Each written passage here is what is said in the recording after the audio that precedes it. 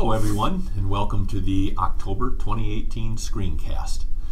We send this out about a week ahead so that it kind of sparks some thought and gives you some ideas of questions you might want to ask me when I come out to all the buildings. So let's get started. We always like to start out just letting you know what the purpose statement is for the intermediate school district, and again, we are committed to the success of all students, and we use educational leadership services, programs, and resources in partnership with our local schools and community to accomplish this. We also want to align to our key values and key drivers, instruction, leadership, service, and community, and as you can see, we've defined what each of those words means to us. And finally, here are the goals that align to those drivers and that purpose that we have set for this coming year. You'll see that they're aligned to building school improvement goals. If you take a look at the Career Center wants to make sure their students are career ready with work-based learning experiences and credential opportunities. In learning services, we have everything under the umbrella of multi-tiered systems of support, and then we go about the work of setting those learning targets and creating, research-based instructional practices to meet those learning targets, keeping in mind the social and emotional needs through the whole child strategies, driving our work with data and appropriate assessment of students, providing principal leadership, and certainly a big thing that is really coming into play is our support of early childhood experiences. Then when you kind of look at systems alignment and maybe even realignment or reinvention, we're really trying to facilitate the growth of the Jackson County Early College. Our Career Readiness Task Force is making sure that students know the kinds of careers that are available to them, and then on a larger regional basis, looking at MySTEM activities. In special education, we measure goal attainment, and we do that in 5 areas: communication, behavior, mobility, academics, and transitions. We also are taking a very close look this year at ourselves, and we will be, you'll see some surveys coming out here to make sure that you have the appropriate environment to do the work that you need to do, and then we'll be surveying those that we serve to make sure our customer service and our offerings are what they need from us. We're also looking to expand our website this year to be more customer friendly, and we are taking a close look at equity, and we look at that in terms of not everything can be equal. Some resources have to go to some areas more than others, and that's the equity question. And finally, we have, we constantly look at our buildings and our facilities to make sure they're up to speed.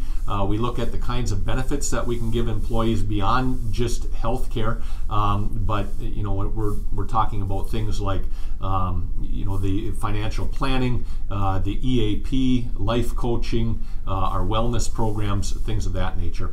And finally, the CEAC, and that's the Career Education Advisory Council, and that is part of that larger regional effort with MySTEM and career readiness for students. So those are the goals that align to our drivers and our purpose for the coming year. Some other things that we always try to do on a regular basis are safety and security. And recently at the Monday Professional Development, buildings and staff across the intermediate school district got exposure to our new emergency management and response guides.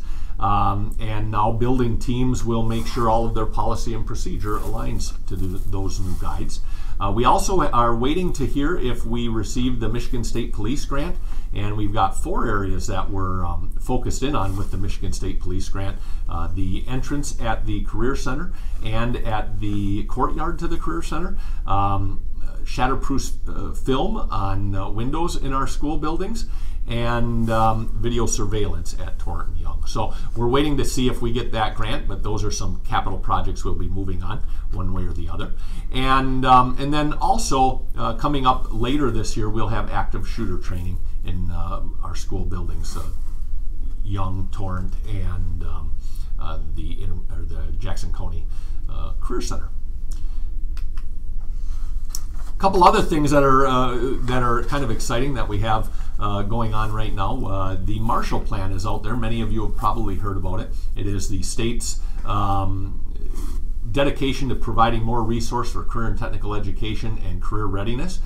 In Jackson County, we have a county-wide plan around the Employability Pact, and this is that soft skills credential that would be given by the Chamber of Commerce to all graduating seniors that can prove that they have the soft skills necessary. And the exciting thing about this is if they come to an employer in Jackson County with that credential, the employer kind of moves them to the top of the interview stack. So some really neat opportunities with that Marshall Plan application. And also we are in with Oakland County and Wayne County to get a mobile robotics center.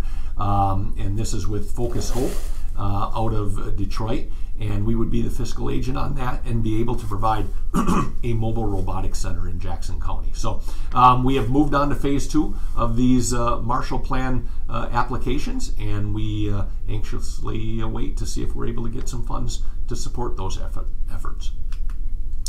Also, as I mentioned in our goals this year, you're going to start seeing surveys here probably at the end of this calendar year or the beginning of next calendar years. Again, what we're trying to do with this is simply ask employees, take their pulse, see where they're at in terms of their job satisfaction, the tools they have to perform their job, and then we're also going to put out surveys to our customers and our constituents to make sure that we're providing the services that they need. So it's a best practice among high quality organizations to take that pulse every once in a while and use that to influence next moves. So we'll be doing that very soon. Another big thing coming up November 1st through the 15th, it is open enrollment time again. Remember, all employees that qualify for health insurance must make an election during this time period. Attached to the email that had this screencast in it, you'll see a handout showing when HR representatives will be around to the different buildings to help you work your way through that open enrollment process. But that's very important. It's coming up soon. And one of the things in that open enrollment process that you have to make a decision on is whether or not you want to give to the United Way this year. And the United Way is a very strong partner of ours and the community. Working in concert with the United Way, we're able to accomplish an awful lot. We've been great partners for many, many years. And going around all of the school systems across the county this year is a challenge. And that challenge is to say, can you get your administrative staff to give $5 a pay towards the United Way campaign? Teachers, $3 a pay. Support staff, $2 a pay. And if all of us did that across the county, we would raise a tremendous amount of money for the United Way and be able to help them continue to do the good things that they do that align with the work that we do. So please, try to think about that opportunity and make a decision as to whether or not you want to give to the United Way campaign. We'll also have a visitor from United Way at the Q&As coming up next Thursday, and that will be able to talk more about this opportunity. So here are the upcoming Q&A sessions that will be at, they're happening on the 25th, next Thursday, at Thornton Young at 8:15 and Transportation at 9:30. The Career Center at 2:15 and here in the KEC building at 3:15. If you would like to submit anonymous questions for me to answer during that time, that link is included in this email as well. So I hope everything is going well. It seems to be off to a good start. Thanks for all that you do, and we'll talk at you soon. Thanks.